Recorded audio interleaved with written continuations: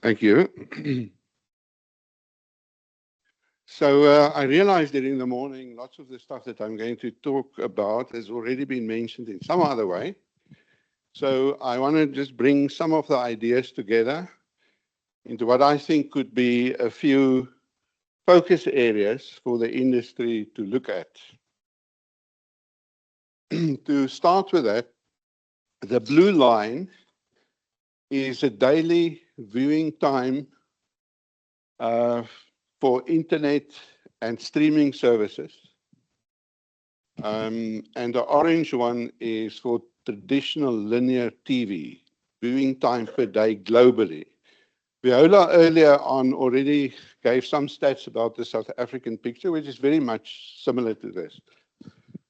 So this is not from zero, obviously, right?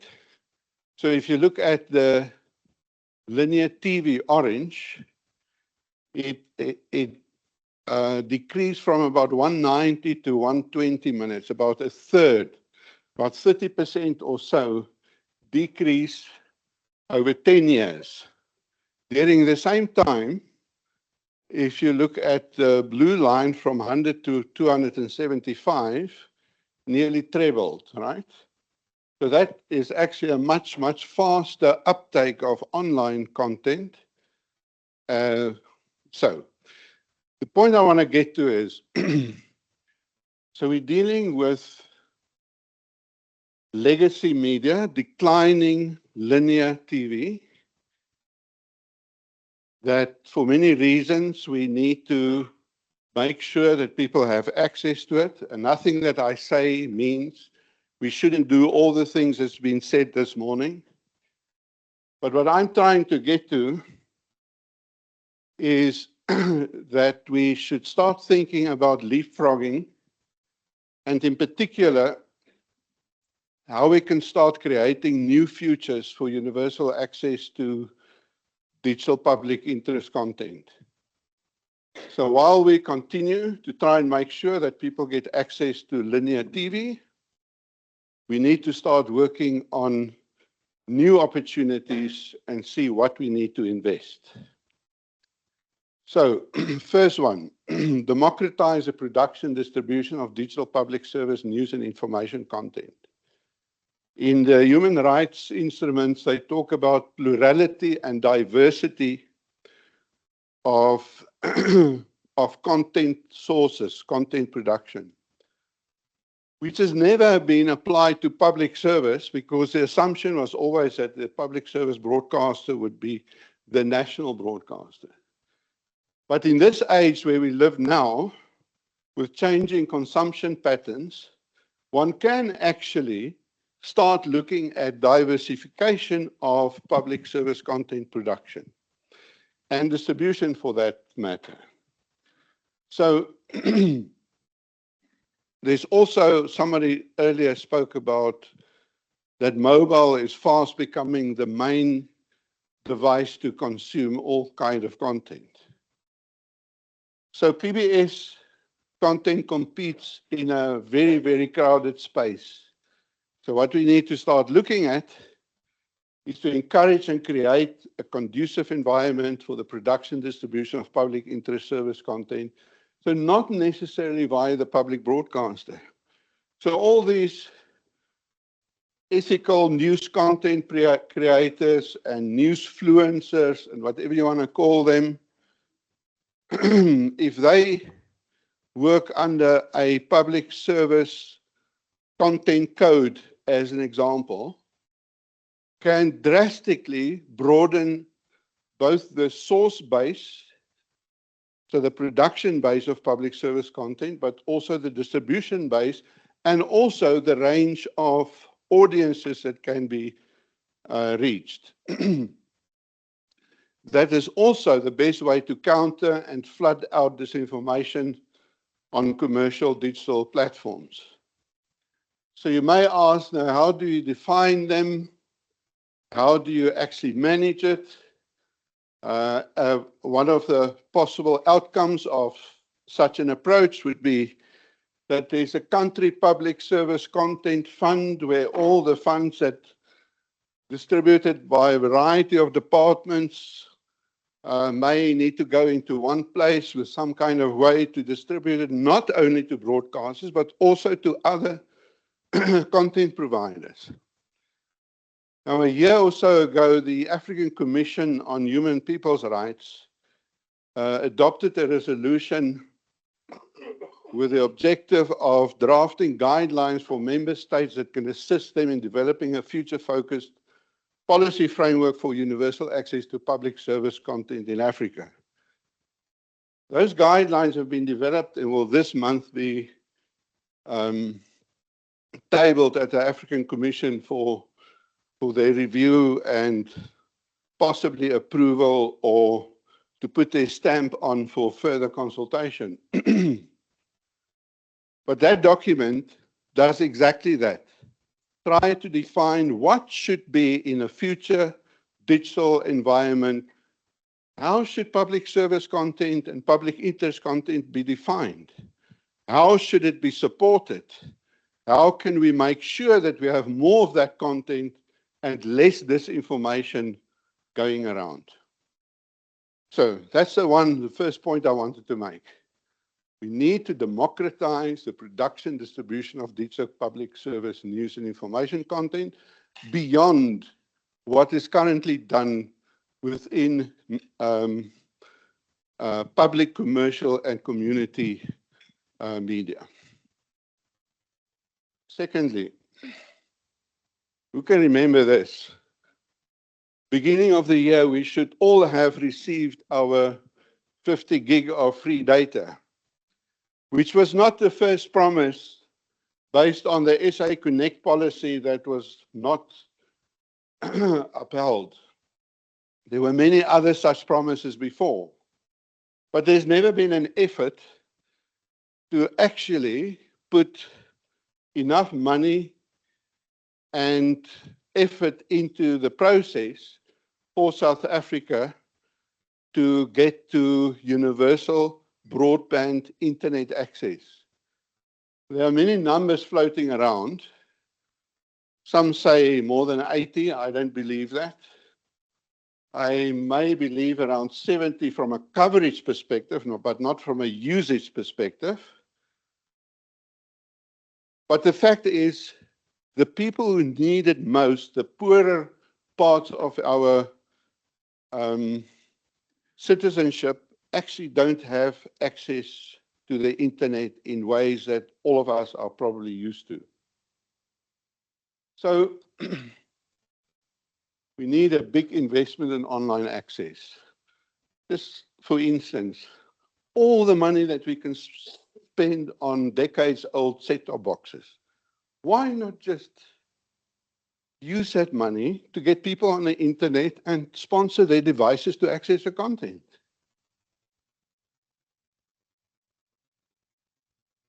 So that we can reach the targets from 10 years ago that SA Connect set, and the National Development Plan's targets of, I think we should have reached it a number of years ago, full internet access.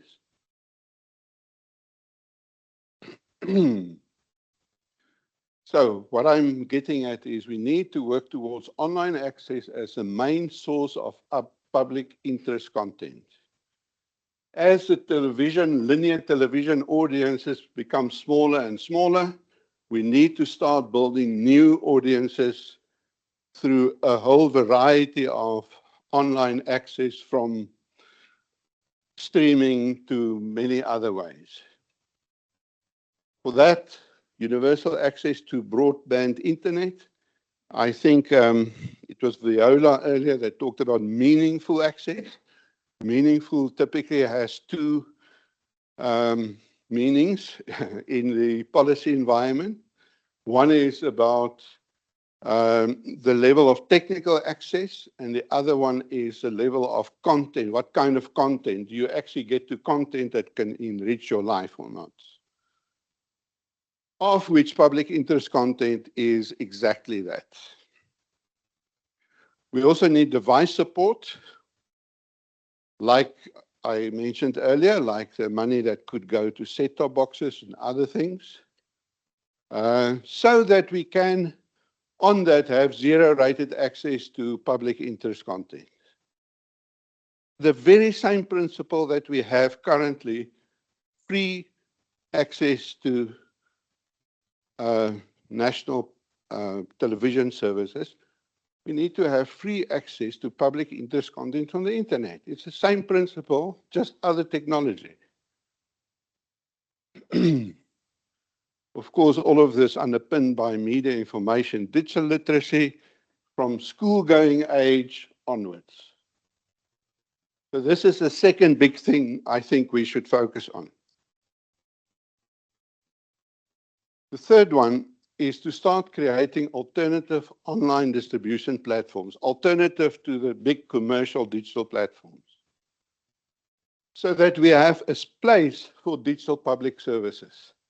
The same way when public broadcasting was introduced, rolling out infrastructure to distribute signals and to produce content, same thing, nothing different. But we need to do it now for digital public services. Now, in South Africa, we have a digital public infrastructure plan. It's called MyMzansi. It's driven by a special presidential task team to provide digital services to citizens. But guess what? It's actually just e-government service with bells and whistles. It's not a public service. It's a government service. DTI, meaning digital, sorry, that is wrong. It should be DPI, digital public infrastructure. Digital public infrastructure should carry digital public services available for all. Like the roads. When the roads is built, it's not only for government vehicles, it's for everybody's vehicles. So the digital infrastructure should be for everybody to use. And in particular, to provide a range of public services. Ideally, we need to come up with a move away from the idea of digital public infrastructure and focus on the content, focus on the substance. What we need is policy around digital public services running on licensed or designated public, commercial, and civic infrastructure or networks using must-carry type arrangements so that defined public services, including content services, like we currently, for instance, have in the broadcast sphere, that they have the right to be carried and that the public have the right to access that kind of information as part of digital public services running on digital public infrastructure. And then we can also implement what I talked about earlier, digital public content services provided by a plurality of sources and creators. So, let's create a public service internet through three things. More public interest service content, universal and zero-rated online access, and alternative digital distribution platforms. Thank you.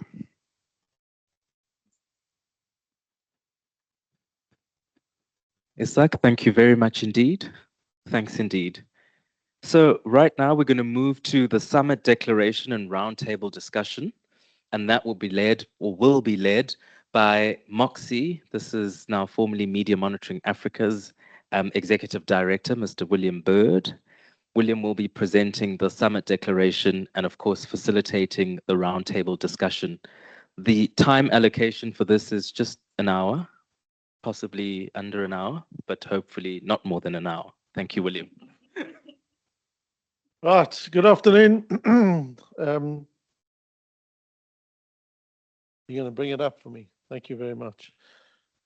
Right, so the declaration is an idea around trying to make sure that this isn't just a group of people talking and expressing views, but that it provides us with something that we can build and start to build, and SOS particularly can start to drive consensus around.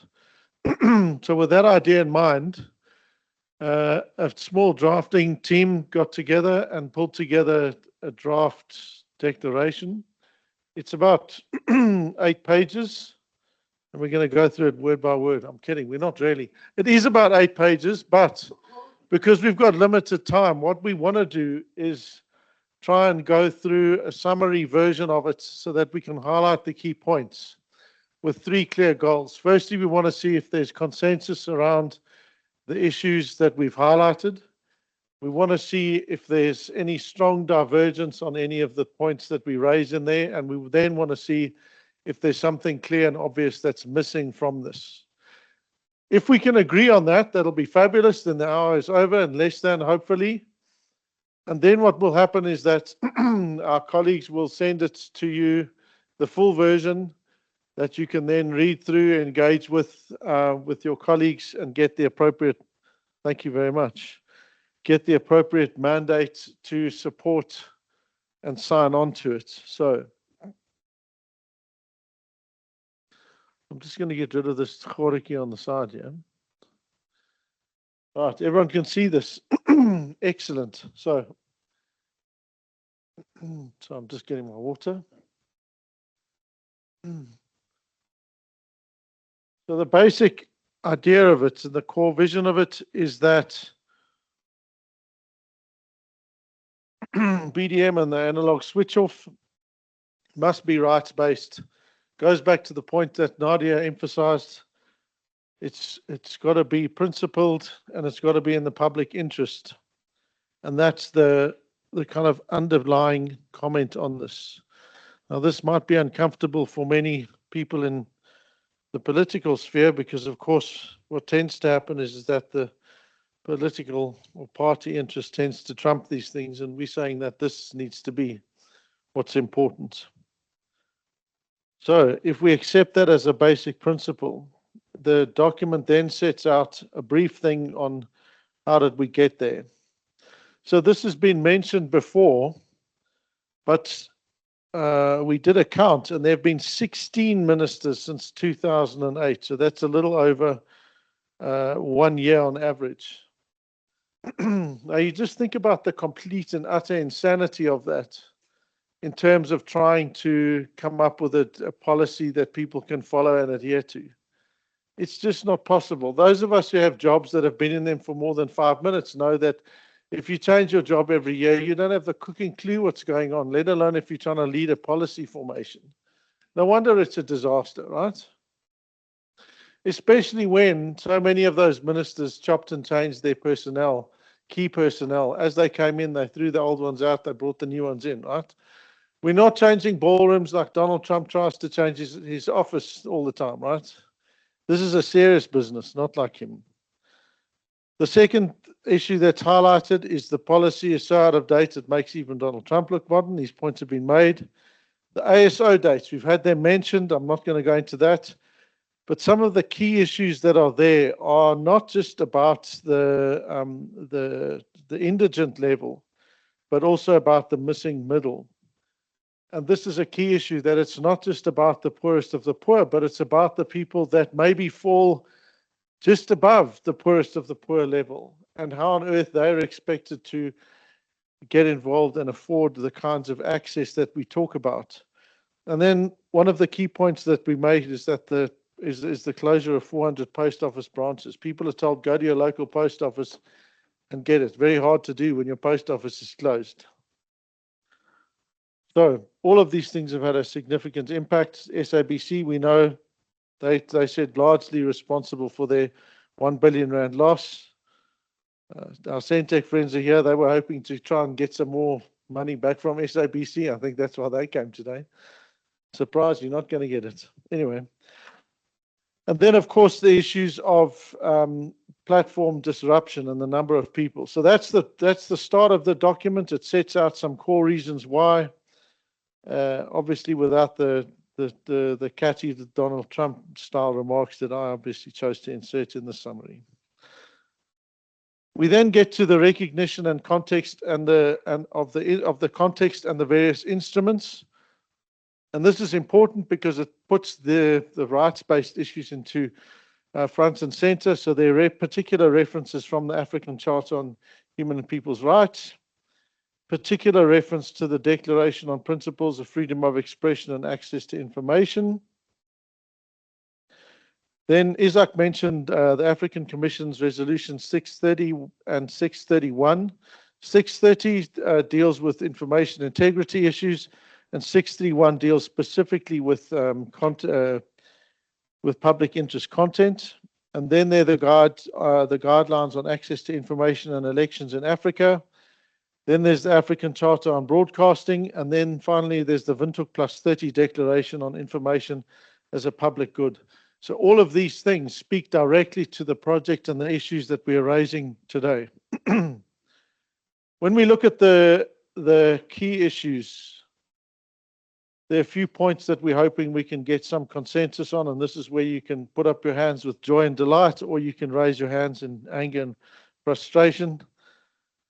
But the first of which is around readiness. Now, what we argued for in the court case, and in fact, based on international precedent, is that the switch off should only happen when there's 90%, when we know that 90% of all analog dependent households have been migrated to DTT, satellite, OTT, or alternatives. So we're putting a very high threshold in there. At some point, the department agreed with that. At another point, they decided to downgrade it to 80, I think. But we're saying it should be 90. So any objections to the 90%? Dimitri's hand is up. He's saying yes. No, he's not. Okay, well, you know what I want to do is, can I go, this is a short table. I'm going to go through the core issues, and then we'll take discussion on them. Is that okay as a process point? Corin? Okay, so there's the ASO setting that level. The second principle is that the missing middle needs to be included in some way, shape, or form in this. And that's linked directly then to the subsidy threshold. So the subsidy threshold was set in 2008, I think, or 2010, I forget which now. And it was based on an average income where the poverty line was 682 Rand per person. That has thankfully gone up now to 1,682 Rand. So you're talking about excluding a whole lot of people already just by that. So that level itself needs to be urgently addressed and redetermined. Oh, well done, William. There's another thing there on the missing middle. Sorry, I decided to replicate my process. And then the last bullet point there is specifically speaking to multi-stakeholder consultation and engagement process that is set up, established, and ongoing. Needs to help frame and determine these things. From there, we go forward to looking at some of the forward-looking strategic priorities. We look at funding and sustainability of public interest television broadcasting. We look at access to public interest content in the digital age. Isaac will be happy. We look at data-free access, zero rating of public interest content. There's a call for evidence-based research. There's a suggestion around platform revenue sharing. There's a need for tech-neutral regulation. And we highlight the urgent and critical need to expedite the draft audiovisual content services policy, and we need a new SABC bill. Oopsie. Sorry, I used 3 fingers on this laptop. And then there's a thing that at the end we look at these issues and we sign them. And that's essentially the content of the declaration in very, very summarized form. Each of these principles is fleshed out nicely and neatly in the actual long version. But again, what I'm wanting to get a sense of is if there's strong issues, divergence, convergence on the things that you're seeing here. So because Karen and Dimitri were first. Oh, do you want to?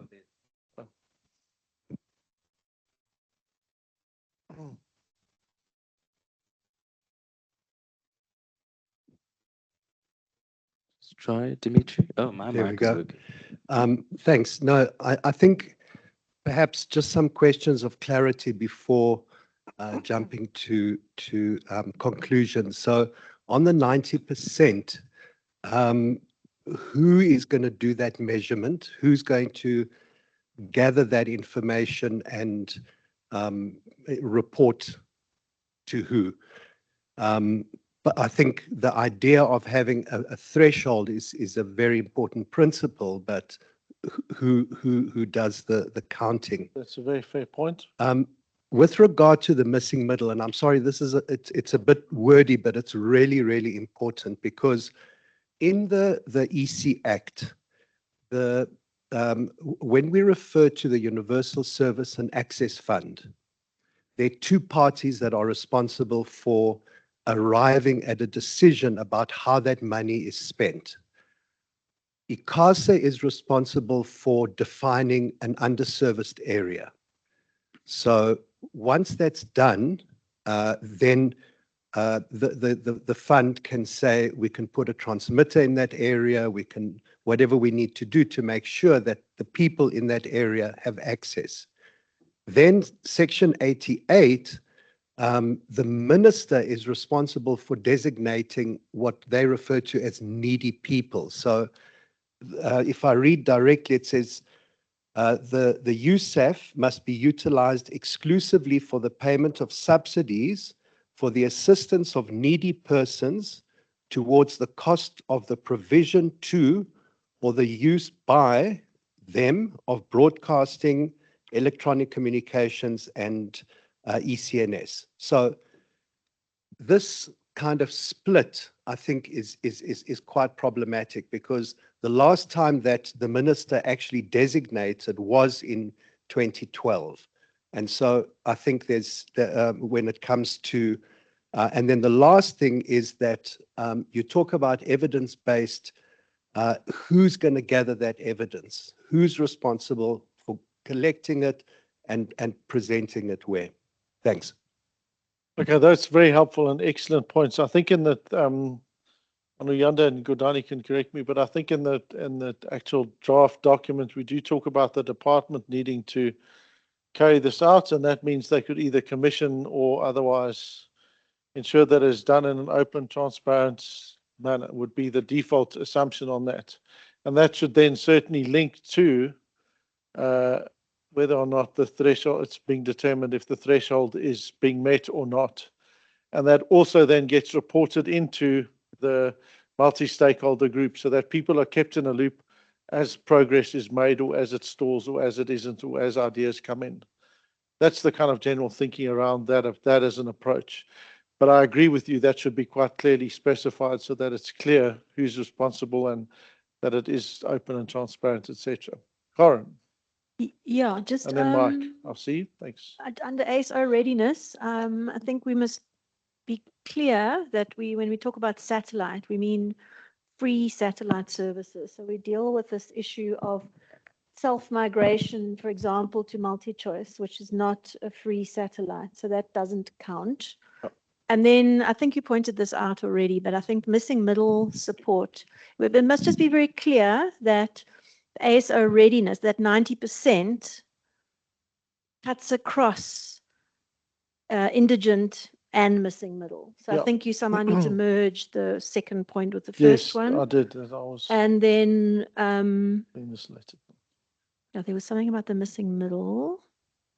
And then I just wondered where, I'm sorry, I can't remember, it might appear somewhere else in the document, but I just think this almost just kind of assumes that DTT is like a thing, you know, that we've all bought into the idea of DTT as being part of our future. So I think we just need to make it clear somewhere that we need that multi-stakeholder consultation and engagement process needs to facilitate a meaningful engagement around the future of DTT in terms of its affordability and in fact whether there is even a future for it. So wherever that is, I think it must be I reflected somewhere. mean, my sense of this morning's inputs on it is that there isn't much of a future for it. Look, I think it's a conversation, because based on some of the corridor conversations I've had with Centec, with ETV, with SABC, there's many different points of view on that. So I don't know. My feeling is that further discussion is needed on that. Our Centec person was here, but Yes. he just left Oh, after I he's said SABC is not going to give you any more money. We could have asked, but anyway, okay. I think that's a fair point. Yeah. If it needs to be there, it should be listed, the viability, continuance, or otherwise Yeah, of. just the way it's reflected there, DTT. it's like a given, you know. No. Yes, it Yeah. is. I agree with you. The way it Okay, is. thanks, Corin. Can you just give your mic to Mike? Okay, there was please? Mike, and then I've got Two more hands. Nadia, and then gentleman at the end, and Oh. then you. Sorry, Okay. my eyes are very bad. They go about as far as Isaac, and then after that, I'm just a blur. Okay, thank you very much for the question. Oh, sorry, no, Mike it was first, and then you. Okay. Yes, thanks. I just think we need a clear definition of what public service content is. You know, I think there's a difference between public service information, there's public service content. And, you know, we talk about a constitutional right to information. But if we look at the SABC, I think there are some areas of SABC content service which one can sort of clearly determine to be public interest content. So, for example, SABC education or SABC news.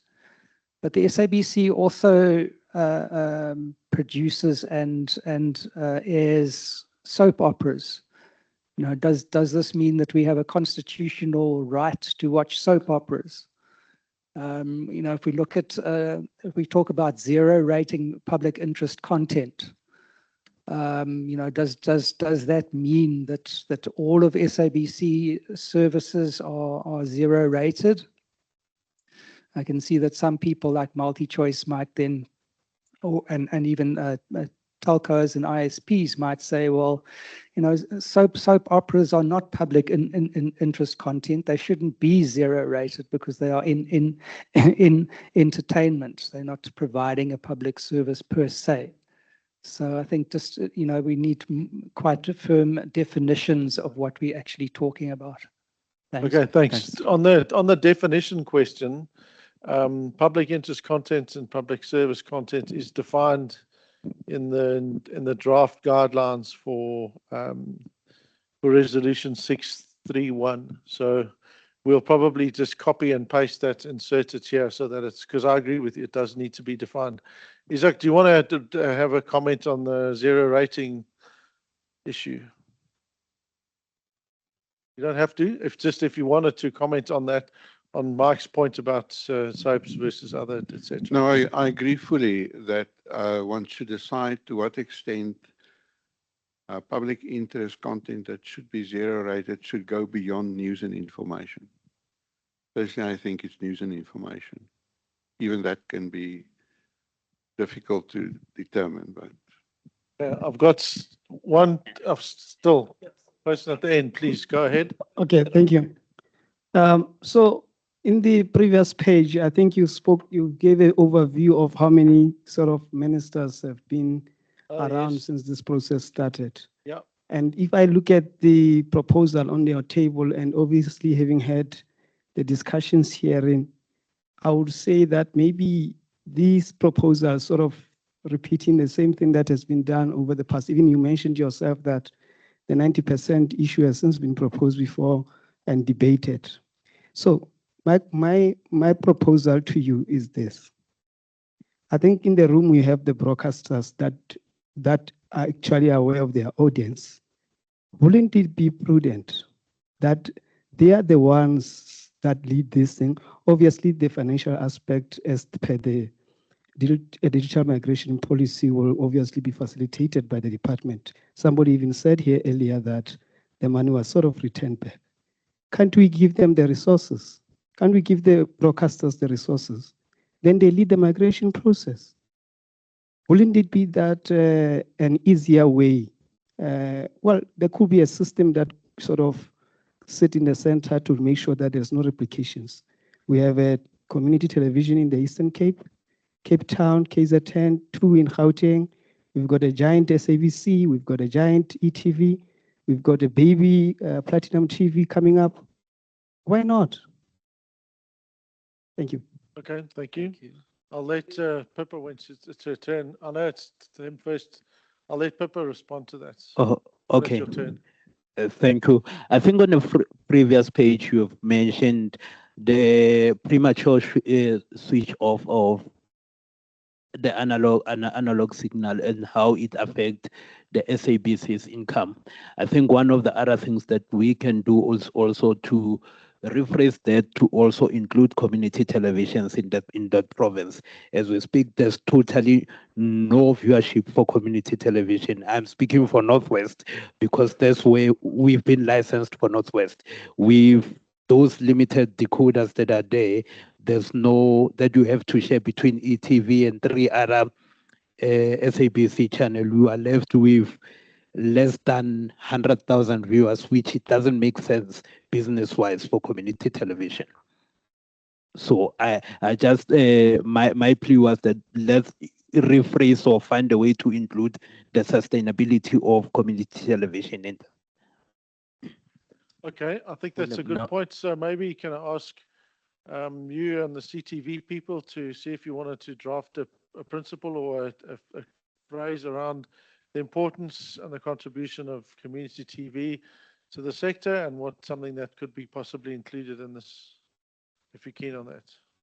Okay, we'll do that as ACTA say, all the community television stations, perfect. and then we'll include it very there. much. Thanks. Please just note Nadia's hand and then Pippa. Okay, Nadia and then Pippa. Was it Nadia first and then Pippa? I don't know. Yes. Okay. Sure, no, it's just underscoring the points already made. The first is a procedural one. I'm sure we're going to be given time to digest this, revert, etc. You'll tell us when. The second one follows on the comments that were made earlier today about who should be leading this entire process, and it should be the affected broadcasters or licensees. So the issue around whether it's a combination of DTH, DTT, and I don't know what OTT platforms are. What are those? Prevision, Centec, bubble. Is actually who is driving this and who is responsible for making that ultimate decision. And I think we need to, not empower, but we need to let the affected parties who have skin in the game, who are going to have to spend money, are going to have to make sure they negotiate with government. Because let's not be naive here. Does anybody here have skin in the game? Every single broadcast licensee here has to make sure that we do good on the policy that we're supposed to be following in this country. The public interest concerns, the universal service, universal access, universal reach is everything we all agree on. It's done. Yeah. We don't have to beat that horse anymore. My question is, who is going to be responsible? Who's going to own it? Who is actually going to take this decision? And if it's not the broadcasters themselves, obviously with Centec, who is it? I know I can't make this decision. So let's be clear about it. Let's be clear about who are the people who actually have to have the ink in their hands and sign these papers. It's Pippa, I can tell you that, sitting here as E. It's Centec over there. It's every affected community TV broadcaster sitting here. It certainly is not me as an industry body. Okay? So I just think we need to have some real hard truths here around who controls, owns, and who is responsible for taking this forward. And can we be clear about who that is? Who's driving this? Who makes that decision? Because listen, we've given every bit of support we possibly can. Civil society has been incredible. The Concord made a ruling, it's done. Who is now responsible? Is it the minister, the DG, Parliament, who is it? Because we're going to sit here for another 10 years and go, it's not me, it's him or her. Who has that answer? Please tell us, because we can, all of this is fine. We all agree. There's no challenge here. Who's going to take it forward? Who's going to do it? So then if there's consensus in the room, we can then make sure that we draft that in the issue to say that that if this multi-stakeholder grouping is there, that's the body that leads that is going to be led by the broadcasters with representation, obviously, from government, etc., on there, but that they're going to lead that, and effectively they will then help shape and determine what that looks like. Is that what you're suggesting? And the regulator, it would be nice, the regulator should be there too. Regulator, yes. Responsible here. All the support from the values of principles. Okay. This now is squarely with our wonderful broadcasters who provide a service for every single citizen in this country. So the principles around universal service, our regulators know better than anybody, needs to be realized. So this is an alternative to the current setup that's there. What is it? The BDM steering committee or whatever, where they're doing the divide and rule process as it's been framed. So we're saying instead, alternatively to that, this should be established and that they're led by broadcasters, etc. I'm looking at broadcasters for nods of support, yes or no. Parliament is nodding. No, they're not nodding, but they're all busy in internal discussions. Okay, Pippa, it's your turn. Yeah, I mean, just on, I'm going to start with this exact point, is that we, as E, I mean, I can't speak for all the other broadcasters, but we at E, we have been trying to do this exact thing for many years now. We came up with a plan in 2021, 2022. We presented it to the department. We said, this is what we think is a fair way. It's going to roll things out, switch off gradually over time. We're going to, we had it was a 3-phased approach. We presented it. We had an entire plan. We are still sticking to that plan. We still turn off analog transmitters almost every month, every 2 months. And we are slowly whittling our way down. We're following our own plan. And when we do that, we go into an area, we see what the need is, we roll out set-top boxes where we can. But we had these discussions with the department years ago. We said, how can we assist? There were many discussions about us implementing doing some of the installations ourselves. They sent us service agreements. It went nowhere. It went absolutely nowhere. It just didn't happen. And that's, then we get into litigation, and obviously, they don't want to speak to us. And so we almost back at stage 1 again. And again, a year ago, more than a year ago now, we presented a plan. We said, this is a plan. We think we can solve this. We know how we can solve it. They don't want to listen to the plan. They don't want to engage with it. They took the plan away and they said, we will go and speak to other broadcasters and we'll get their buy-in. They haven't done that, as far as I'm aware.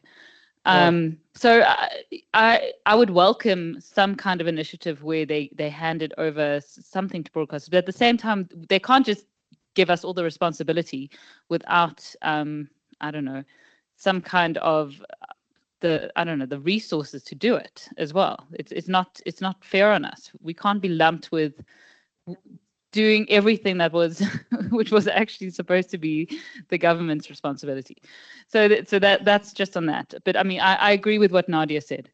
Just before you get to your next point, yes. So if we agree that for the declaration, because again, hopefully if organizations see it, they read it, they agree with the principles, that then they can endorse that. And one of those would be that this new approach is led then by the broadcasters, that you then don't worry about whether government's taking your plan. You share it with the other broadcasters, discuss it, negotiate it with them until they're in agreement with it and consensus around that. And then as the group with that is then presented to the other various stakeholders.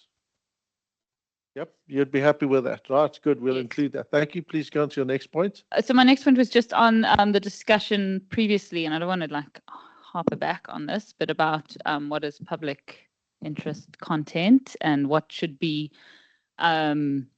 provided at a zero cost or whatever. I just want to make the point that I hear exactly what people are saying that it should be limited to news and information. But at the same time, we have license conditions that obligate us as ETV and as the SABC to provide a certain percentage of local content. We have obligations to provide a certain percentage of content in other languages as well. And we can't just ignore the fact that just because it's maybe entertainment, that somehow doesn't count as then part of a broader public interest, because it does. It's about diversity of content. It's about promoting South African content in South African languages and allowing everybody in South Africa to have access to that as well. So I just think that that's a point that needs to maybe, have some more consultation on, further discussion.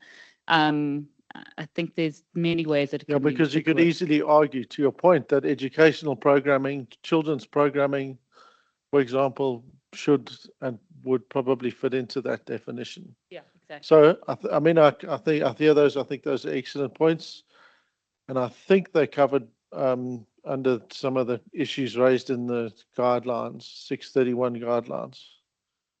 He hopes optimistically, right? So Karen's got her hand up. Okay, Karen.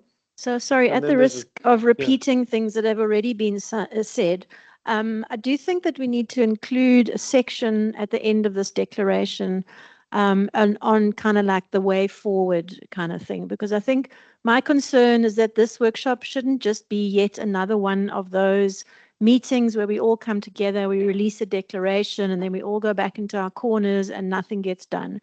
I think what we need to recognize what you said earlier is that this is an inflection point. This is a turning point where we have the opportunity to actually turn the situation around, or we can just let things slowly collapse.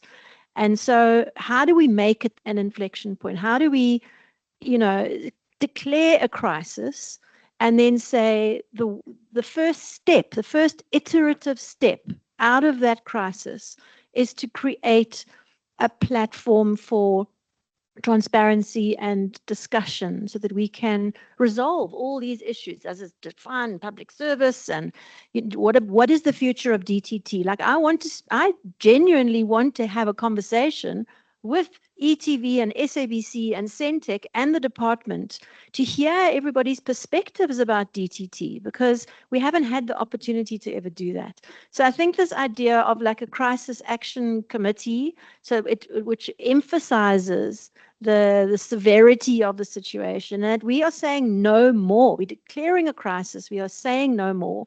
And then I think we need to look at publicizing that and talking about this and going to government and putting this piece of paper on the table and say enough.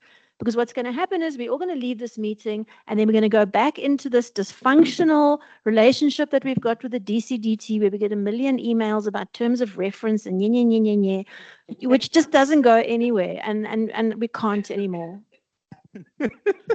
Okay, I thought I could edit the documents to say, so what I think that's an excellent idea. So what we'll do, Karen, is we'll add a way forward section there, and that'll have an action plan.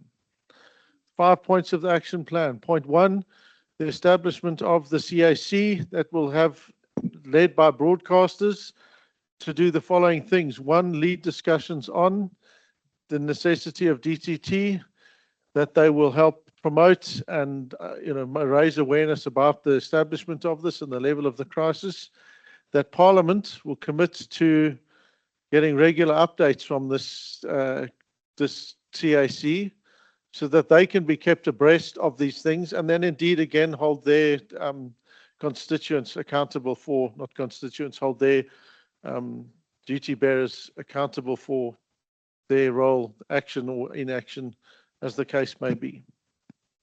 And then if there are any other clear action points that you think we can add to that, let's do it. So we have a way forward 5-point action plan. This is what's going to happen on the basis of these agreed principles. Yep. That's an excellent suggestion. Thank you. Yes, please. Thank you. So I definitely do think a multi-stakeholder ecosystem is definitely what we need. I mean, on the first point of what qualifies as public interest content, yes, we may use the resolution 631 as a component to qualify, but you still need the regulation component. So we must definitely not leave FPB out of the discussion.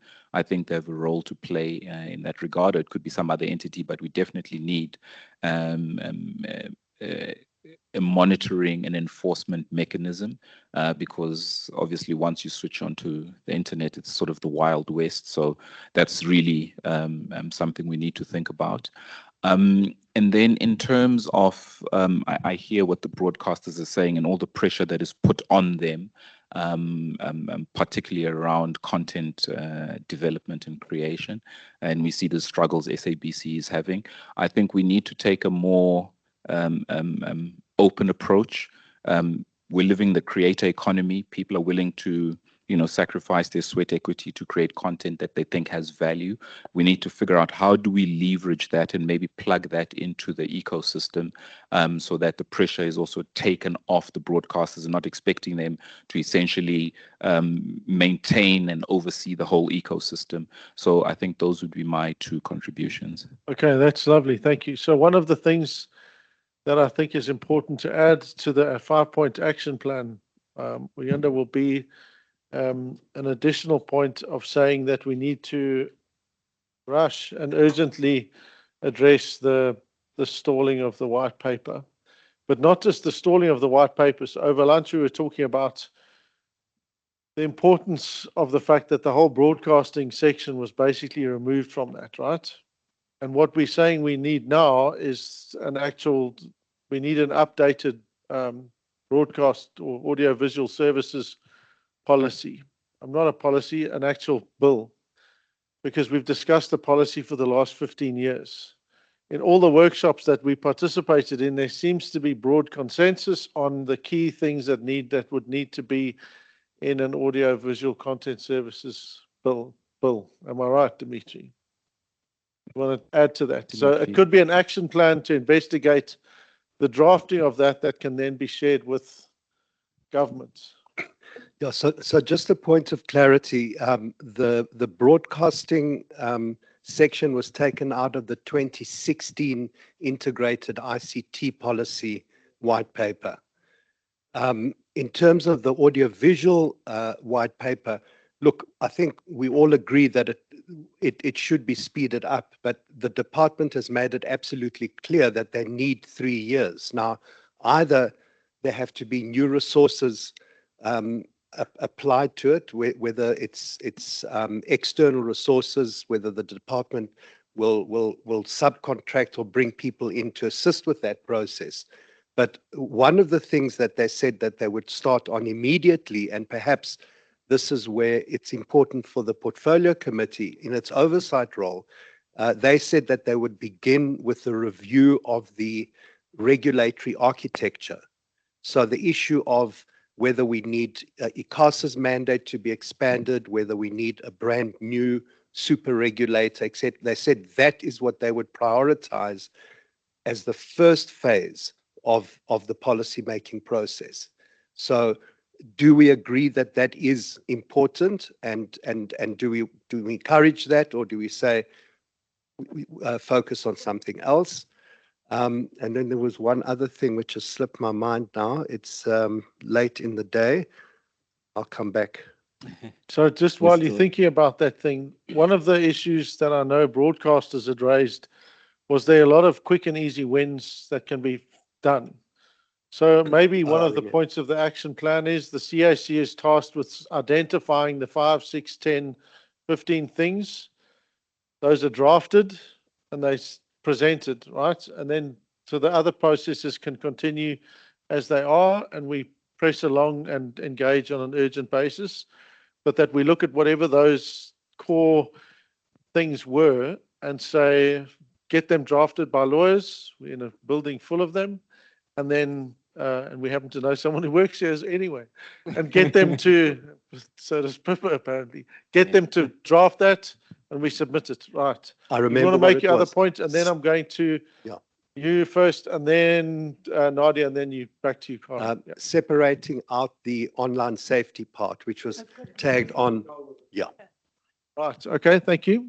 Yes. Please go ahead. Dimitri, We haven't heard from you yet. Where does must carry come in? Oh, thank you. Where does Can must we- carry come in? Must carry.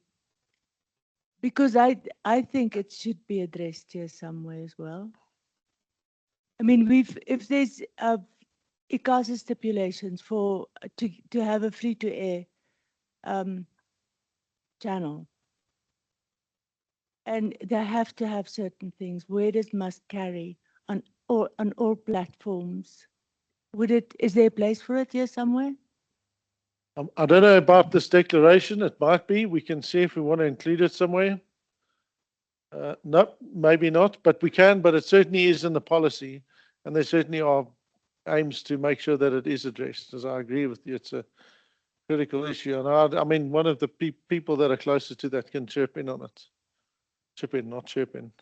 Dimitri, do you have a view? Dimitri?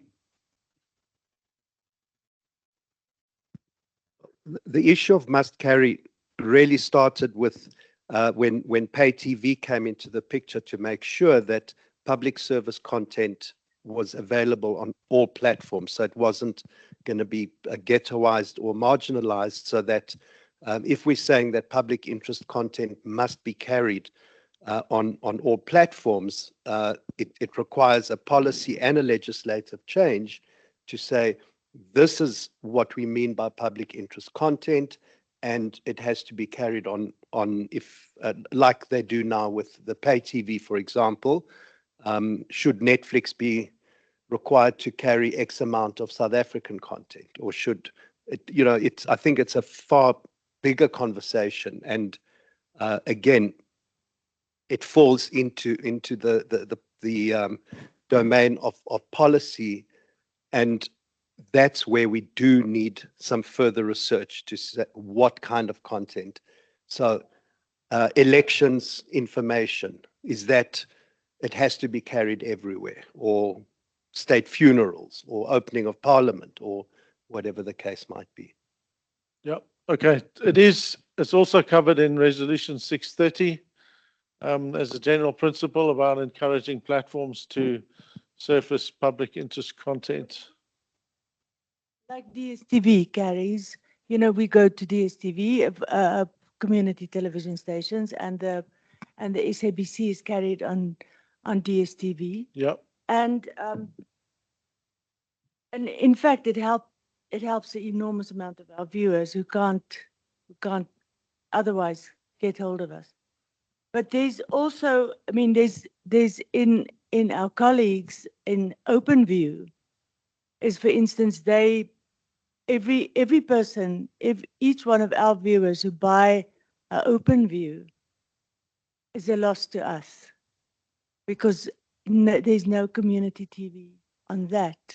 So it's a little bit, we on one hand we colleagues, and then the other hand we don't hold each other's hands. Frenemies, yes. So there's sort of, and that is most probably, I'm just thinking of OpenView, but there could be other platforms as well. Like for instance, we used to have StarSat.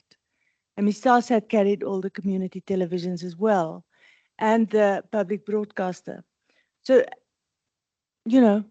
perhaps it's got a place there somewhere. So I mean, I agree with you, and maybe in the group working on the point about the critical importance of community television, build something in there about some of the issues there around where they should be carried, what platforms, etc. Maybe we can't solve it now. Nadia.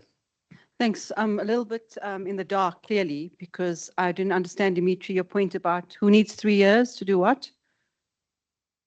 And that's the first thing. The second thing is the status of the draft white paper. I mean, that's universally understood that the whole section about the OMBUD, et cetera, has no place there. It should be carved out. But when we talked about quick wins, which the NAB has submitted numerous times to the department directly around what should potentially happen, has landed, as I said, on deaf ears. And we can certainly, look at that again. But I want us to be very clear about this policy-making process. So, Dimitri, if you can please clarify that. Because the other thing, which is what Karen raises, is this lack of transparency. Some people know some things, other people don't know things. This is a communications department that fails to communicate. It just boggles the mind. If there's a decision that this paper is going to be removed, taken away, suspended for X many years, tell us. I do not even want to begin to tell you the amount of resources, energy, time that has been put into every one of these processes initiated, right? All of you in the room here, and you've got to get your lawyers and whoever else. It's costing us an enormous amount of money, time, energy to go nowhere. So is there a story? Is anybody in the room here telling us what's happening with this paper so we all know what to expect and what to do? What was the story about the 3 years? Okay, so the 3 years, what the current version says is that they require 3 years to do all of the things that they say they want to do in the 2025-26 version. The priority, the first thing is a focus on looking at the regulatory architecture in the country. So a review of the regulators, etc. And so that was what was prioritized in the paper as it stands. So if we're saying that there are other quick wins, perhaps the issues that were raised earlier, those can be put forward. But I think this is where the Portfolio Committee plays a critical role, because the information can be placed before the committee. Number one, it's in the public domain. The committee is in a position to interrogate this information, to make sure that it's reliable, it's consistent, etc., and holds the executive accountable, which is precisely their mandate. So I think that's where it's really important that if we're saying this information needs to be put into the public domain, created, etc., that is where it should be placed. Not for a dialogue, but the status of that paper is what? We all made submissions in September. Yes, we all made submissions in September 2025. We are in July. So the status of the paper is what? That's the first thing. We don't know. That's it. The other key thing is the entire new regulatory licensing framework is the most important thing, and nothing has happened there. Nobody's moved the dial on that. If we do not start licensing with a light touch or whatever, all these players that have come into the market, we would have achieved nothing for our objectives as a country. That is sitting and waiting, and it's ticking along. So there's no new regulatory framework, so there's still no movement, right? The ownership limitations was a quick win. I told you section 65, 64, it could have been dealt with. Nothing's happened. So that's the question I'm asking. What's the status of that paper? Now the ECA bill is going to be here for discussion. There's nothing about the audiovisual sector. Is there an opportunity to intervene that, to raise these issues? I suppose public process. The other thing is we're sitting here, it's 14 years later, as we said. If we're going to draw up an action plan, which is a fantastic idea, Karen, who owns what? What's the timeline on that? You know, we're going to have to now progress this thing. And whilst we're all having these conversations, there is absolutely no certainty about any policy moving forward. My issue is, if you want to abandon it, tell us. But nobody's saying that. So we are just sitting and waiting and kicking the can down the road, and none of us really know. So that's the frustration we're all feeling. So even if we're going to do this, who are we making responsible for what? We can do all this back-end work, but it's going to take ICASA to act X, Y, and Z, the DCDT to act X, Y, and Z, Parliament to do this. And that's the thing. It's going to take this hard work, which we know we can do, and then what? So I'm just a little bit, I've drawn on a bit of Karen's pessimism, unfortunately, from earlier. We do the 5-point plan, the CAC is established and gets it going. That'll already be something that'll be fairly significant. If we're then sharing that information, presenting that regularly to Parliament's Portfolio Committee and with the departments, they're not excluded in this, and with the regulator equally, and expect and compel them to give us answers on those things and to tell us what they're doing. So the CAC action plan, we're coming up with the 5 quick wins. We're giving you 3 weeks, a month to review, come back to us with an answer. If you don't, we're going to give you another week. If you don't, we're going to start to look at legal action against you. I think we don't have a choice anymore to be sitting and saying, we'll just engage nicely and whatever, right? We do, because these are our colleagues, many of them in many instances our friends. We want them to engage with us on these things, But if they don't, they must know that then legal process will follow. Because there is a sufficient constitutional imperative on government to act. You know, they can't sit there and not do their job fundamentally, which is, in Parliament's case, accountability, transparency, tracking and thing. In the regulator's case, setting out policy, again, also accountability issues. The regulator, one of the points in the 5-point plan can be the monitoring system that we won in the DTT regulations that has also gone nowhere. What's that, it's 10 years that also hasn't gone anywhere. That's one of the points I want to put in the action plan for the regulator to start to look into with a level of urgency. And if they don't, then we'll develop it and then we'll present it to them and then they can feedback and we move on from there. Because again, as Karen pointed out, this is an inflection point. And if we don't try and do anything, well, then we should just give up. Other point, Karen, back to you. Oh, wait. I want one quick win. Yes. And that is for this group to call for a moratorium on the analog switch off until all of these issues are resolved. At least not all of the issues, but the future of DTT. Why are we rolling out more set-top boxes when we don't know what the future of DTT is? Oh. So call for a moratorium until certain conditions are met. And that's a very direct thing that we're calling for out of this meeting. Okay, right, that's it. With that, there was one last point at the back because I haven't heard from you. Please do speak up. Thank you very much. You will be the last commenter for this. No pressure, but everything's riding on you to bring it all together. Please go ahead. Thank you very much. I saw the topic for today's workshop and I was very interested to say, wow, we're going to talk about the future of public interest television. So I think having listened today, I think my expectation was to say that we are going to talk about what exactly is it that needs to be done for the future of public interest television to become a reality, and also to say who will be responsible for what. I hear in terms of digital migration, what's been said that maybe there should be a moratorium, but I'm just looking at, because there was a comment earlier on about the legislation that is a very old legislation. So my question is that, will the audio and audiovisual media policy assist in terms of making sure that the legislation addresses those issues about the future of public interest broadcasting? Because from our side as the regulator, we do listen in this kind of forums to be able to come up with regulations that will address those needs that improve the broadcasting landscape. So from my side, it was that to listen to say, what exactly is it? Because when we plan all the time, we just look, I think last we had the broadcasting workshop. I think we met with the broadcasters beforehand because they were the ones who suggested that there are issues. So we look at those issues when there's an engagement to say, how do we prioritize in terms of the issues that we should address, the regulations that maybe we should review.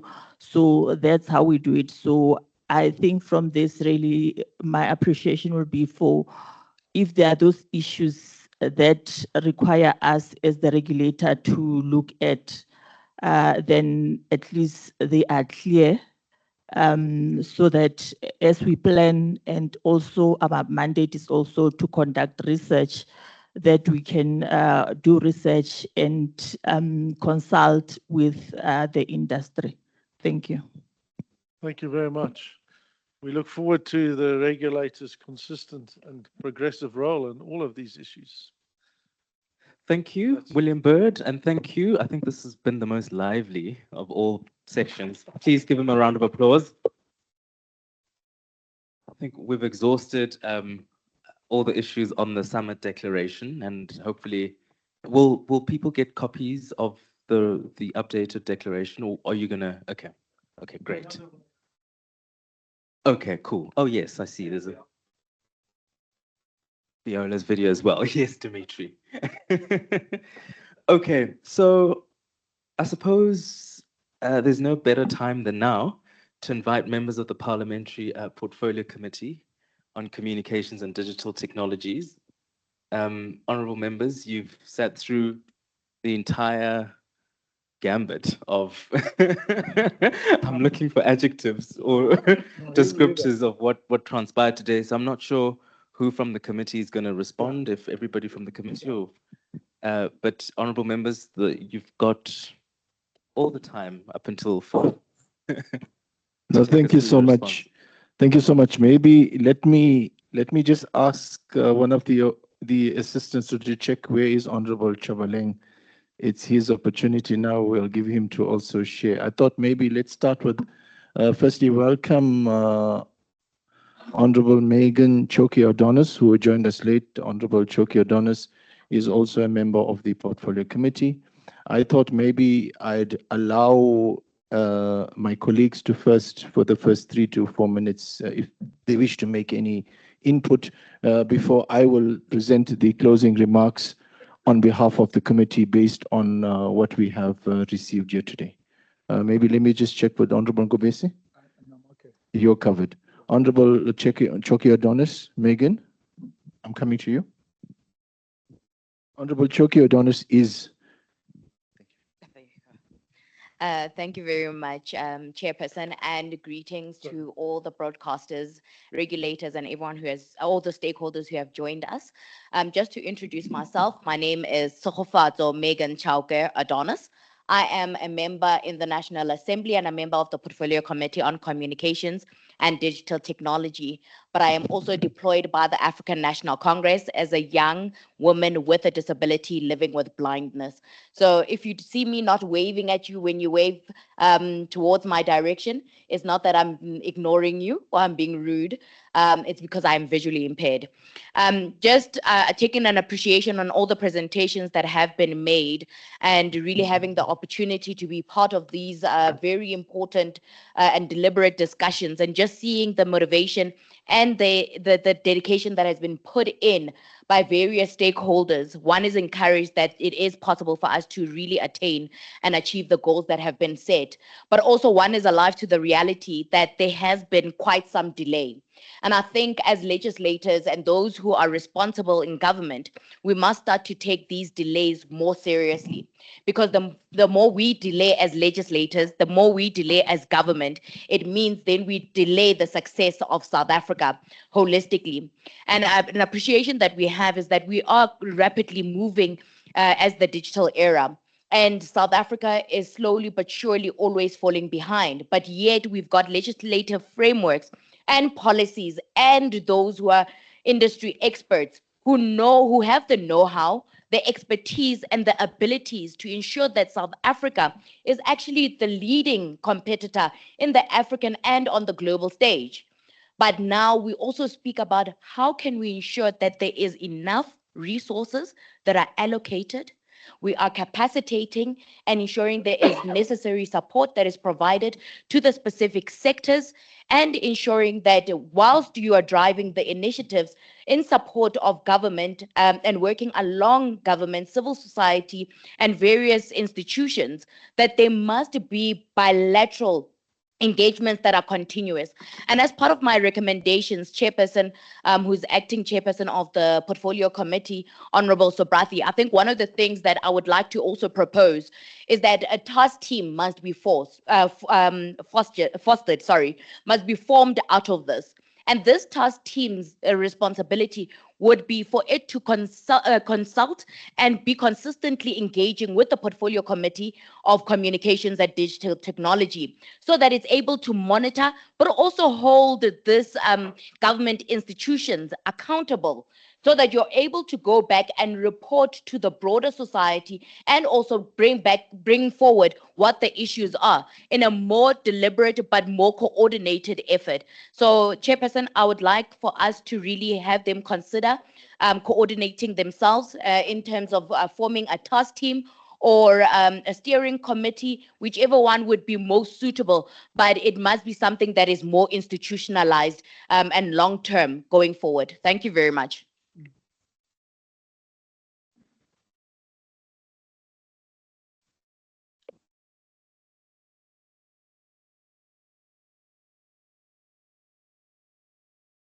Thanks, Honorable Choki O'Donis. I was wondering when we were coming here this morning, why are we coming to Weber Wenzel's office? This is not a very neutral space to be in.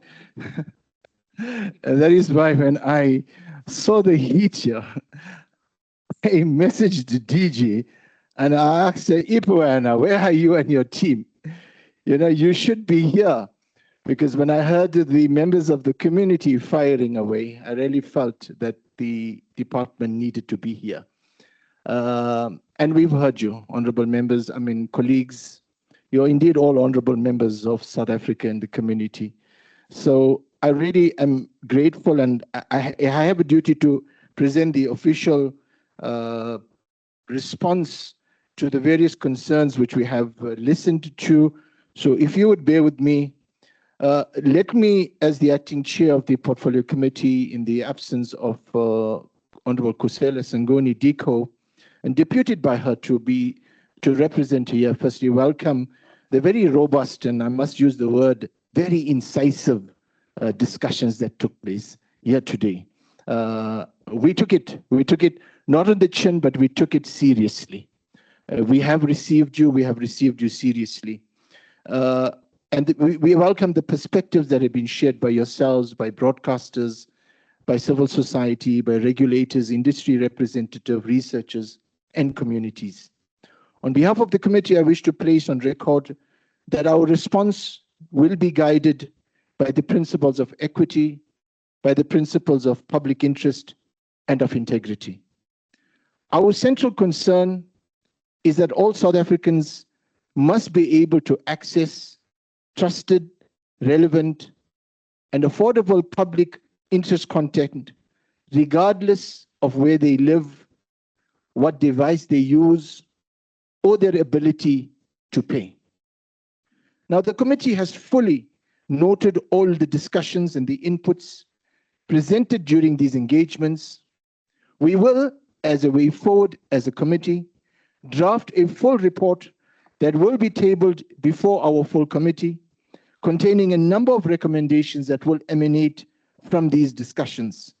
The committee will further ensure that there is sustained oversight so that all resolutions arising from these discussions are followed through and implemented by the executive.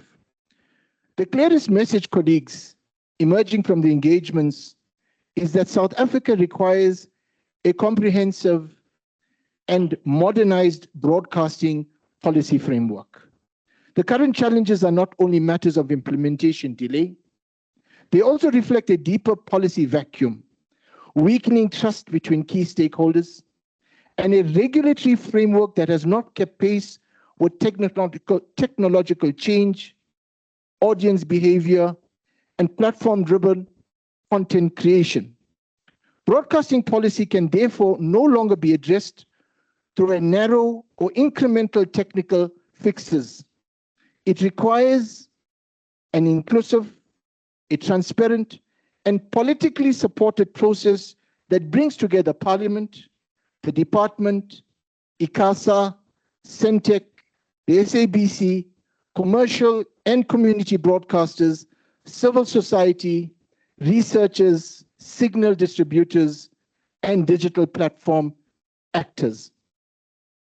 Colleagues, such a review must examine the full value chain of public interest media, including policy, licensing, spectrum management, signal distribution, content production, platform access, audience measurement, funding models, competition dynamics, and the protection of vulnerable audiences.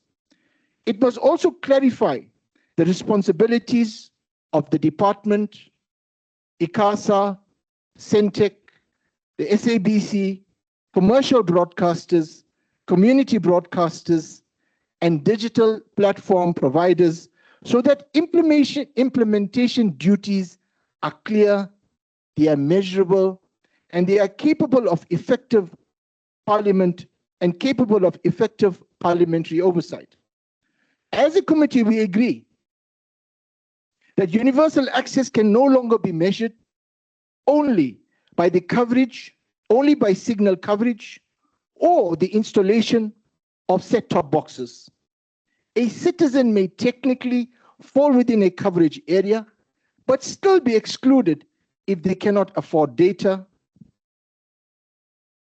do not have suitable receiving device, they cannot access content in a language they understand, live with a disability that is not accommodated, or cannot easily discover public interest programming on the platforms they use. Future policy must therefore move from a narrow infrastructure-led model to a citizen-centered access model that recognizes affordability, that recognizes broadband availability, device access, accessibility, language diversity, rural realities, youth audiences, the elderly, and communities that rely heavily on vernacular and community media. The concerns raised regarding digital migration reinforces the need for updated policy direction. While significant public resources have already been invested in digital terrestrial television, while significant public resources have already been invested in digital terrestrial television infrastructure and the broader broadcasting digital migration program, we must also confront the reality that audiences now access content through terrestrial broadcasting, through satellite, through broadband, through streaming services, mobile devices, social media, and on-demand platforms. The committee must therefore avoid a false choice between DTT and DTH.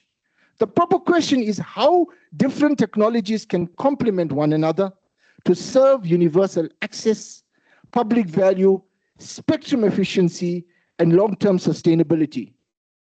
Colleagues, repeated delays in signal migration have created uncertainty for households, for broadcasters, for signal distributors, equipment suppliers, and the wider communication sector.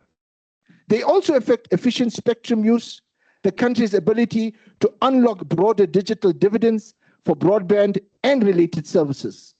Government must therefore provide clear policy direction, realistic implementation timelines, transparent reporting on progress, risk mitigation measures, funding implications, institutional responsibilities, and a practical plan for households that may be adversely affected by analog switch off or changes in reception technology. In this regard, the committee would request a full comparative assessment of DTT, DTH, and broadband-enabled distribution and other hybrid models. This assessment should consider capital and operating costs, household affordability, coverage gaps, service reliability, energy requirements, maintenance obligations, institutional capacity, local content carriage, emergency communication capability, competition implications, the protection of previous public investments, and long-term fiscal sustainability. This will allow Parliament to determine which combination of platforms provides demonstrable value for money whilst advancing universal access and public interest content. A further issue that has been noted is the changing nature of audiences and the growing influence of digital platforms as gatekeepers of public information. South Africans increasingly encounter news, entertainment, and public interest content through social media feeds, video sharing platforms, search engines, messaging applications, aggregation services, and AI-mediated summaries. In this environment, access depends not only on whether content is produced, but also on whether it is discoverable, affordable, promoted fairly, available in local languages, and capable of reaching citizens through the platforms they actually choose. Colleagues, future policy must therefore address platform prominence, fair monetization, access to audience data, local content visibility, language diversity, election period information duties, protection against misinformation, and the treatment of public interest content by search, social, video, and AI systems. Without these safeguards, trusted public interest content may exist but remain invisible or commercially disadvantaged in the digital environment. Effective policy making must also be supported by reliable, independent, and inclusive audience measurement. Measurement systems must capture media consumption across television, radio, online platforms, social media, and emerging digital services, whilst ensuring that rural audiences, township audiences, language communities, persons with disabilities, young people, and low-income households are not invisible in the data. Improved audience evidence will assist Parliament in assessing whether public funding, regulatory privileges, and spectrum allocations are producing measurable public value. The committee has also noted that trust, credibility, and sustainability are central to the future of public interest media.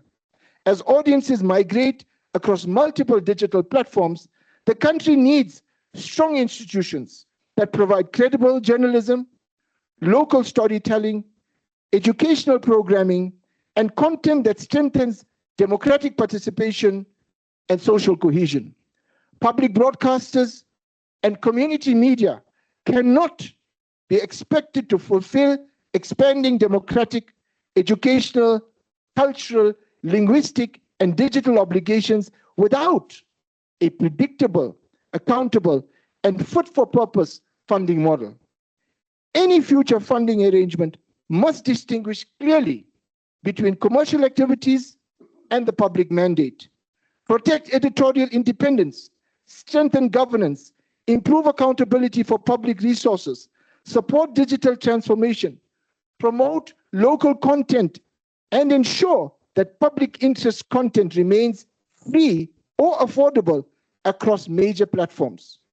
Colleagues, to give practical effect to this work, I believe that the committee will look into the possibility of supporting a time-bound broadcasting policy crisis or steering mechanism with clear terms of reference, transparent participation, and defined outputs.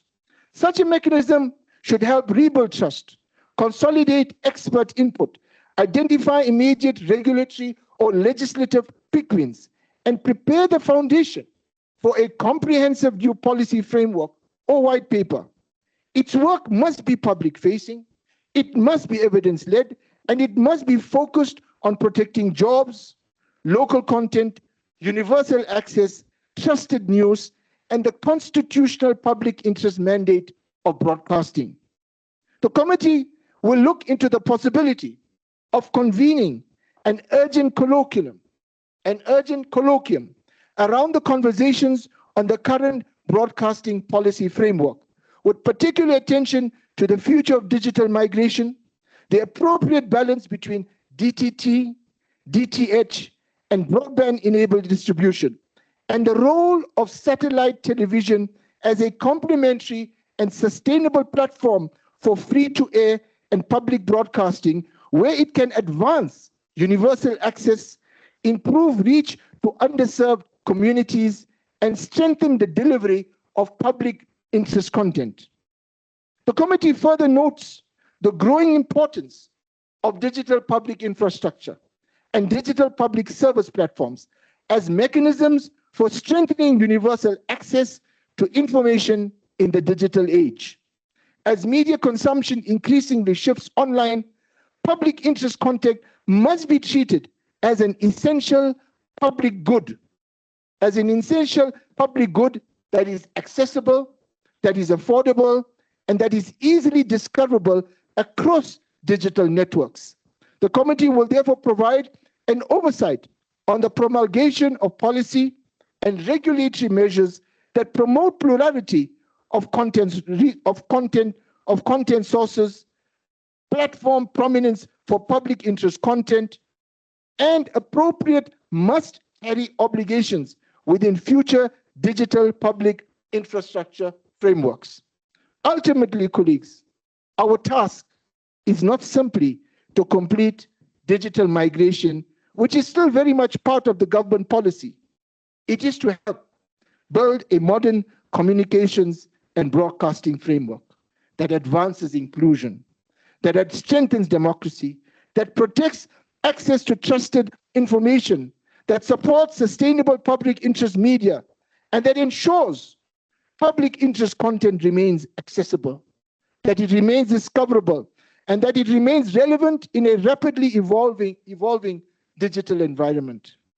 Guided by equity, public interest, and integrity, the committee must use the insights from the discussions today at this summit to shape a policy and regulatory agenda that responds to citizens' needs today and is resilient enough to meet the challenges of the future. Colleagues, the committee has noted the declaration document, and we will engage the list of declarations, and we will provide a full policy position, a position statement in due course. I want to pause and land by thanking you all for allowing us into this room, and I do believe that it was an exceptionally well-invested time by the committees. I want to take this opportunity to thank my fellow colleagues from Parliament. This is our constituency period. In other words, we are now in our areas where we serve. I come from eThekwini, and colleagues that come from around the country. I want to appreciate my colleagues that have come here. I want to appreciate the support from the parliamentary staff, because this has become an official parliamentary visit by ourselves. A report, as I said, will be tabled, it will be deliberated, and it will be adopted with clear, actionable items arising from. Thank you so much for allowing us into this platform to engage with you. Ngiyabonga kakhulu. Thank you. Thanks very much indeed, Honorable Subrathi. And the Portfolio Committee at large, we really, really value your engagement and your participation. It's actually very rare, at least for me, to see parliamentarians involved in these long-standing issues. So thank you very much indeed. Colleagues, we've somehow managed to claw back the time, as promised, Nadia. At this point, I mean, there are only really two items. I've been asked to just give Cape Talk, it's not Cape Talk, sorry, Prime Media Head, Cape Town TV, an opportunity to just flight an ad about an event tomorrow. But before that, we're going to have Gudani, who's going to come up and just tell us briefly about the way forward.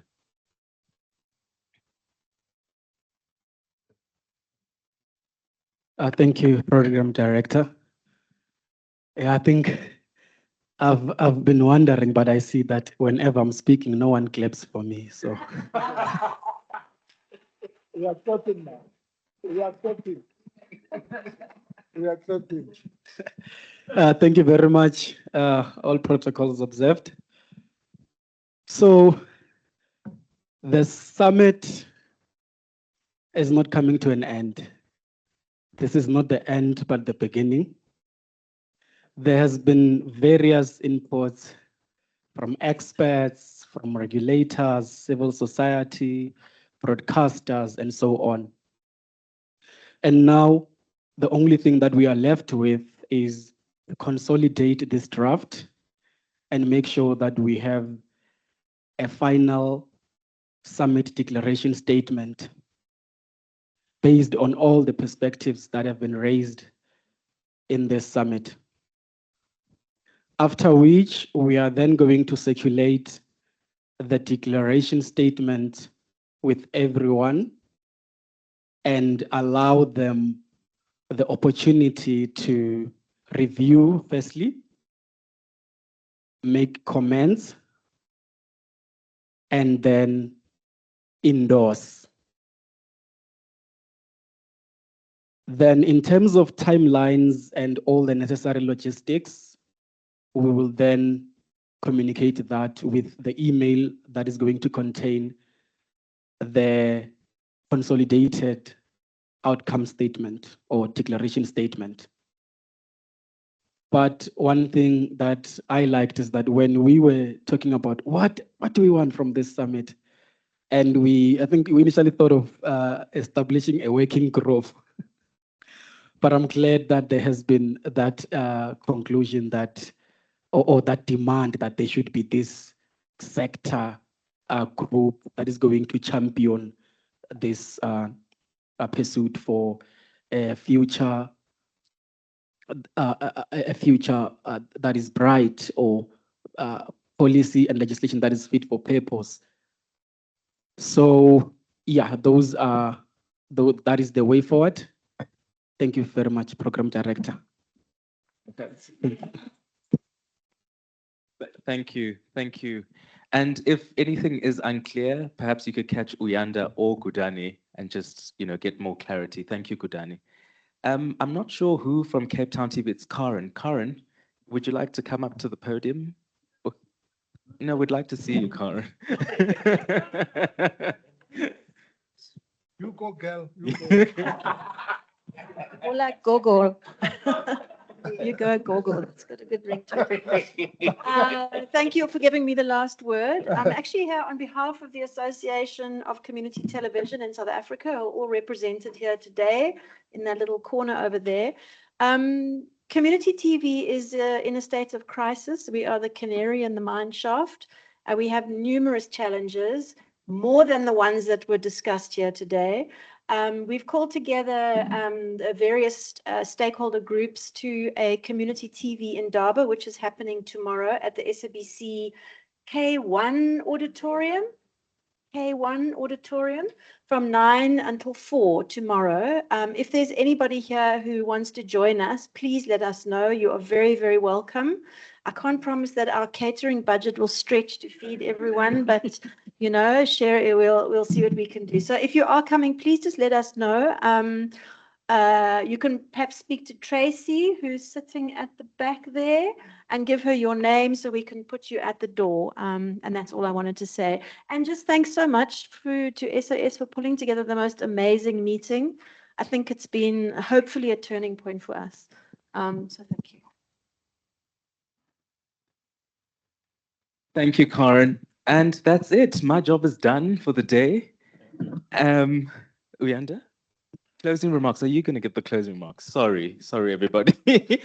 Before I check out, Uyanda's just going to give some closing remarks. You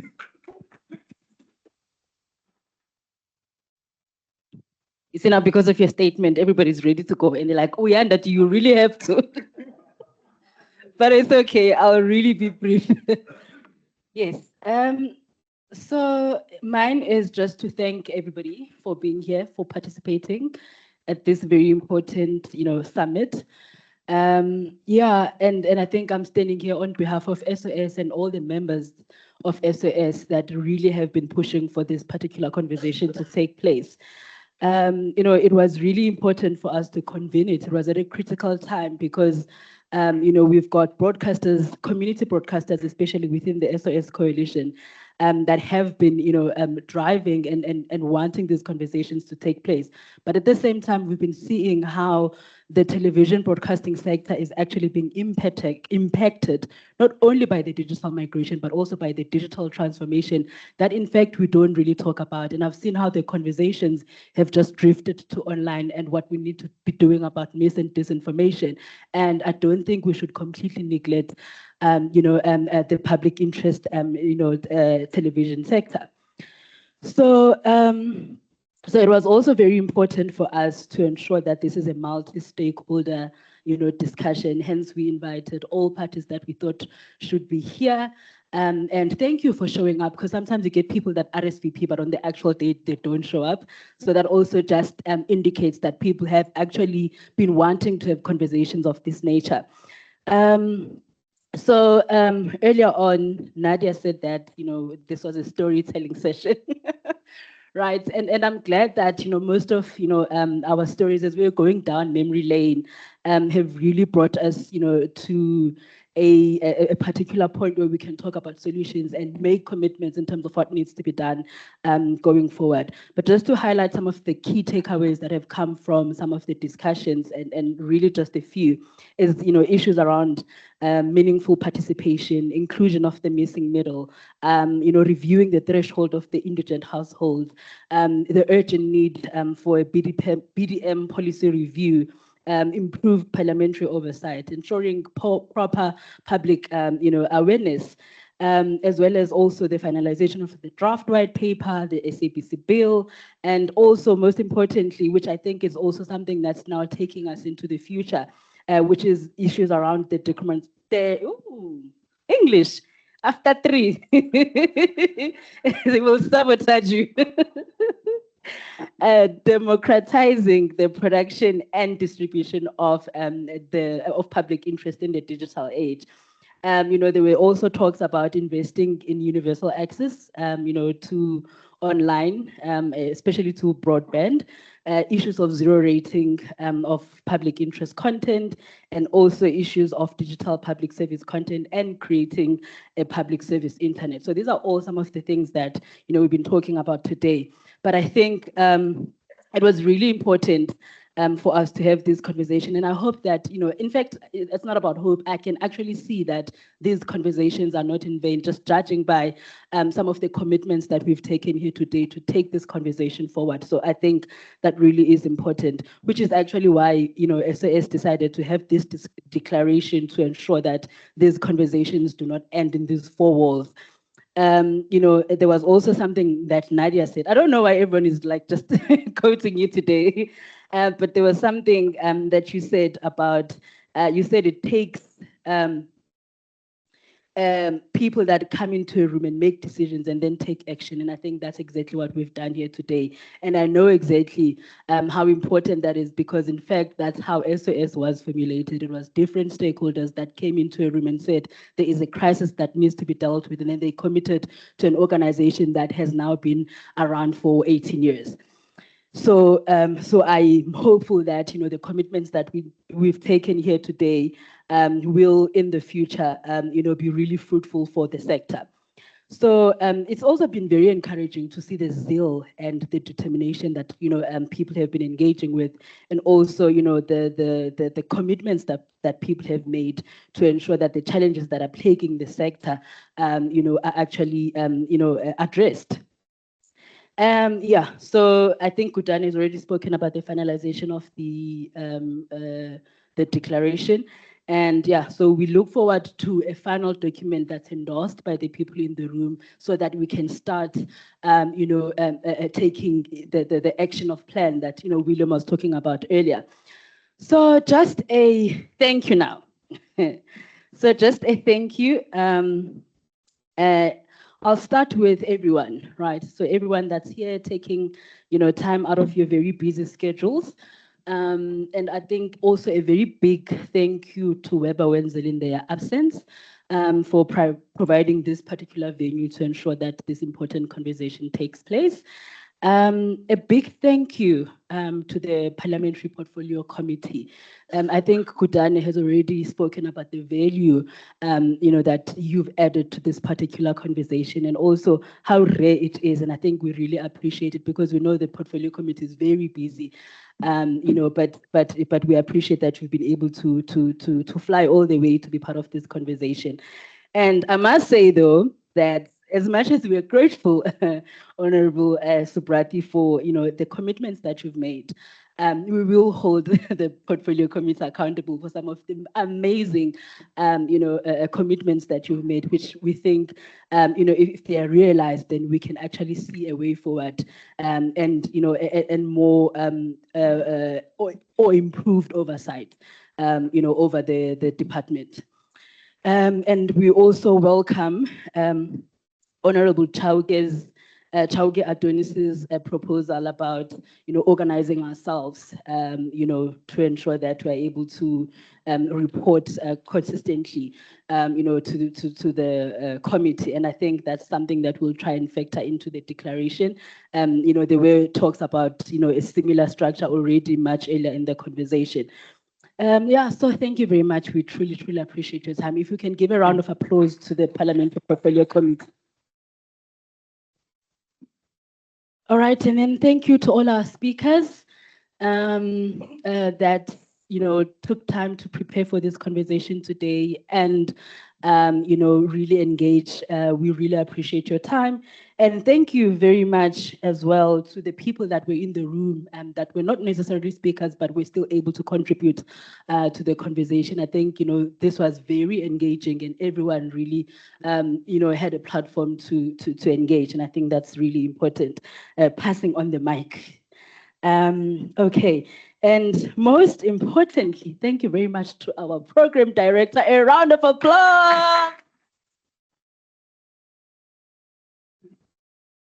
Thank you very much, Khutatso. I don't know, to people that actually know Khutatso, apart from being a very efficient program director, he's actually an amazing individual. So those that know him will know that, he just is that. I think that's why we needed him, because he was not just efficient, but he also had a sense of humor. He kept some of you giggling from now and again. So we really appreciate, and that is our token of appreciation. A last round of applause. Yeah, and thank you very much. As we travel back, please travel safely. I'm glad this happened on a what day is it? On a Wednesday and not a Friday, because I don't have to say, please don't drink and drive. Right? Nobody drinks on a Wednesday, hopefully. All right, and to those that are going to be flying, you never know. And to those that are going to be flying, please do travel safely and land safely. Thank you for helping us shape the future of public interest broadcasting in South Africa. Thank you.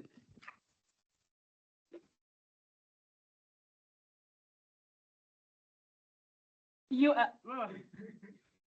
are dismissed.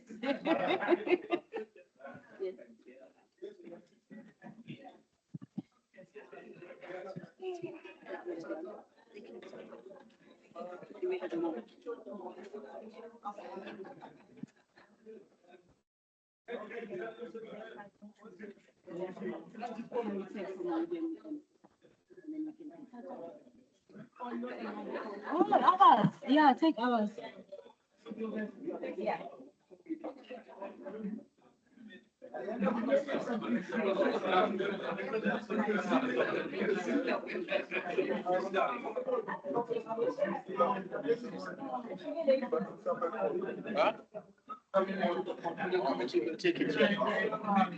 Mr.